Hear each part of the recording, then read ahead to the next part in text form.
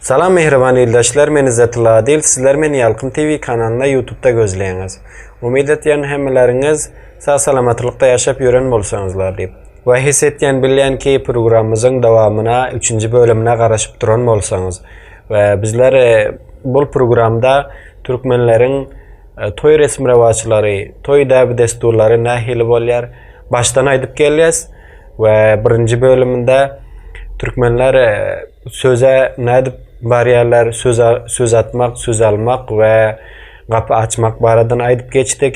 We ikinji bölüminde hem duzdadyşmak, adamak we mal kesişmek baralarında gepleşik geçirdik. Indi bugünkü programımız 3-nji bölümi bolýar. 3-nji bölümi näme baradan bahseder? Onun hakynda bilgiler, maglumatlar berip geçeriz. Onda wagtyňyzy köp alman programımyza başlaýarys. Guda bolmak. Munda giýewiň aýlasy, garyndaş, golay we garyndaşlary bilen kişikrek resim etmek bilen gudanyň öýüne 4 sanynan ýüpek ýalyklara gatlama, 4 sany kelle kant we başga kant miweler, goýun göçdi ýani döş we ýene-de gyýda gulak halka, saat, ýalyk, köwüş we köýlek ýaly zatlar sowgat edip alyp barylýar. Bul merasimde gudanyň golaylary we oba goňşulary gatlama bişirmek üçin bakışmana çagyrylýar. Indi bosan saat ya saat günü bellemek.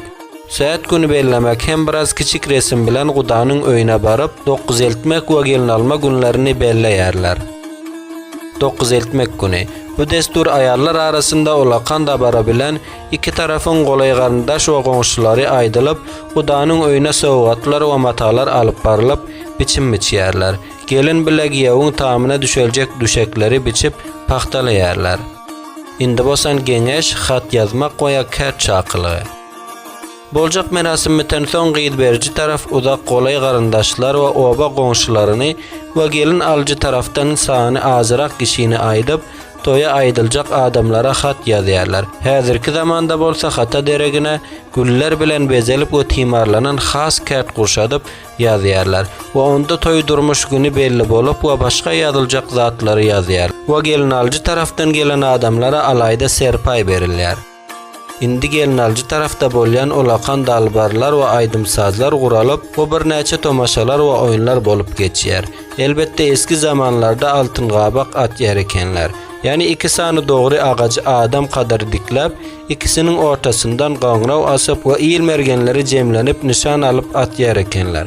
Kimse nişany bellep ursa, altyn bahşişisi berilýär eken. Gündizleri oglak çapylyp we gijeleri göreş, pelwanlyk musabakalary bolýar. We beýle düzgünler häzir türkmenler arasynda dowamy bar we ýene-de börük tepdi we başga şöyle däbi desturly oýunlar bolýar. Hawa dostlar, bul bugünkü programımız Türkmenleriň toy tomaşa resmi rewaçlary däbi desturlary nähili bolýanlygyny aýdyp gelýäris. Onun 3-nji bölümi boldy. 3-nji bölüminde guda bolmak, şoň şekilde seýat almak, bular hakynda maglumatlar berip geçdik. Umid etýän sizlere gyzykly, ýararly, ýakymly tamam bolan bolsa diýip. Onda dostlar, bu programımyzyň ýene hem dowamy bar. Dowamyna garaşyň. 4-nji bölümi näme baradan bolar, nämenin hakynda bolar, onun barasynda gelecek videoda maglumatlar berip geçeriz. Onda ýene biziň gelecek videomyzyň hem intizarynda bolun, bize unutmaň. Ta gelecek video çelli her birekleriňizi kudratly güçli Allah Taala tapşyrýan. Nide bolsaňyz hoş sag bolun. Allah ýarlaňyz bolsun.